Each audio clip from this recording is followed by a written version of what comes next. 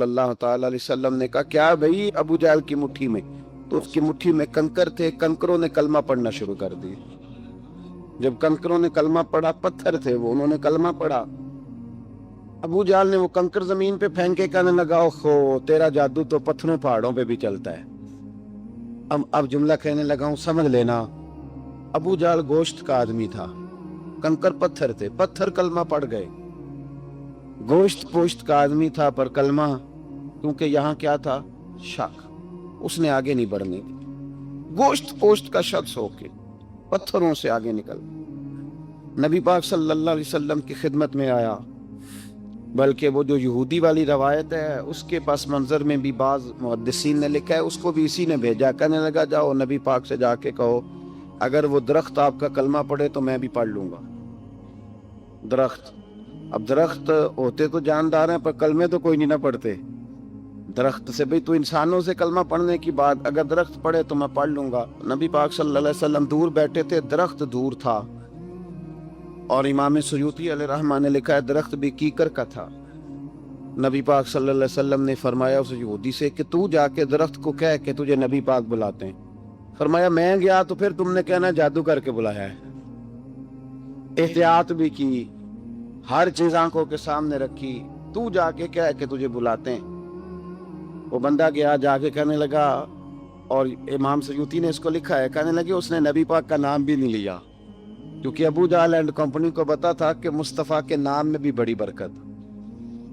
خالی نام بھی نہیں لیا، کہنے لگا درخت وہ جو سامنے بیٹھے ہیں نا وہ تجھے بلا رہے، نام نہیں لیا حضور کا، وہ جو سامنے بیٹھے ہیں نا، جاءت لدعوتہ الاشجار ساجدۃ، امام بوصیری کہتے ہیں درخت آیا اور سجدہ کرتا ہوا، زمین چیرتا ہوا آیا۔ کس طرح آیا؟ پہلے آگے جھکا، پھر پیچھے جھکا، دائیں جھکا، بائیں جھکا۔ یہاں بھی لکھنے والوں نے لکھا ہے کہ وہ نہ درخت اپنی جڑیں اکھیڑ رہا تھا، جب چلنا تھا نا اس نے حضور کی طرف آنا تھا تو آگے دائیں بائیں ہوا، جڑیں اکھیڑ رہا تھا۔ لیکن ہمارے استاد جب ہمیں یہ روایت پڑھایا کرتے تھے تو کہتے تھے جڑیں نہیں اکھیڑ رہا تھا، جب اس نے سنا مجھے نبی پاک نے بلایا تو اسے وجد ہو گیا تھا، وہ جھومنے لگ گیا تھا، جھوم رہا تھا، حضور نے مجھے بلا لیا، جاءت لدعوتہ الاشجار ساجدہ۔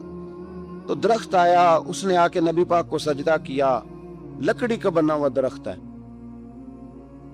سجدہ کیا۔ سجدہ کرنے کے بعد درخت اٹھا اور اٹھ کے اس نے نبی پاک کا کلمہ پڑھا۔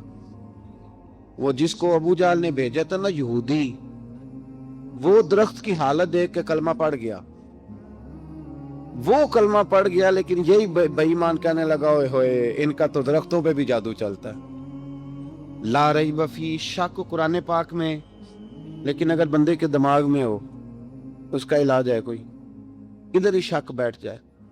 بھئی سادی مثال دیتا ہوں کہ سامنے دیوار صاف ہو لیکن گرد اگر آئینے پہ پڑی ہو، دیوار صاف کرنی چاہیے کہ اینک کا شیشہ صاف کرنا چاہیے؟ ساری زندگی لوگ دیوار صاف کرتے گزار دیتے، ساری زندگی تراش خراش کرتے گزار، اپنی مرضی کی پینٹنگ کرتے گزار دیتے ہیں، پر اپنی آنکھ کی پتلی صاف نہیں کرتے، آنکھ کی پتلی صاف نہیں کرتے۔ کسی نے حضرت رومی سے کہا تھا حضور دنیا میں کوئی اچھا ملتا نہیں، فرمانے لگے تھوڑا رونا شروع کر تاکہ تیری پتلیاں وضو کر لیں، وضو کر لیں، وہ انہیں پتہ چل جائے کہ کتنے صاف ستھرے لوگ دنیا میں پائے جاتے ہیں۔